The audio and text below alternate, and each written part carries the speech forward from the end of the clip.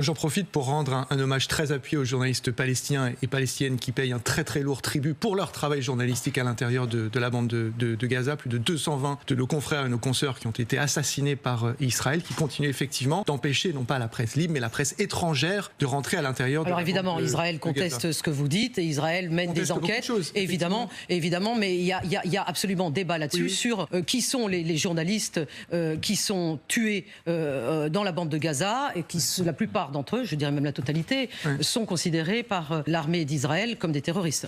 Alors je pense que la quasi-totalité des Gazaouis sont considérés comme étant soit des terroristes, soit des complices des terroristes. Et c'est bien ça, là je vous laisse la responsabilité de vos propos. Non, bien sûr, et je l'endosse entièrement. Et c'est bien ce à quoi nous sommes en train d'assister. C'est pour ça que je reprenais le terme de génocide et cette intention qui est matricielle dans ce qui est en train de se... Donc pour vous, le but, c'est quoi, Galgar Fenwick? C'est quoi? C'est quand? On va y arriver quand? D'accord. Quand on dit que le pouvoir israélien n'a pas d'objectif, l'objectif, il le hurle urbi et orbi sans cesse. Il ne s'en cache pas. Oui, c'est la réduction de population, l'élimination. Bezalel Smotrich disait qu'il faudrait qu'il reste 100 à 200 000 ministre d'extrême droite israélien. Donc, le choix qui est donné aux Palestiniens de Gaza et en Cisjordanie, qu'il ne faut pas oublier dans une certaine mesure. C'est pour ça que les propos de Donald Trump sont parfaitement faux. Il n'y a pas d'otages retenus en Cisjordanie. Pourtant, il y a 40 000 Palestiniens qui ont été dépossédés et déplacés de force. Le choix qui est donné aux Palestiniens de Gaza, il est très simple, c'est la valise ou la mort. Pourquoi est-ce qu'ils attaquent Gaza? C'est pour forcer cette population à aller vers le sud, afin qu'elle y soit enfermée dans un univers concentrationnel. Je rappelle que ce même ministre de la Défense, Israël Katz, parlait de camp humanitaire.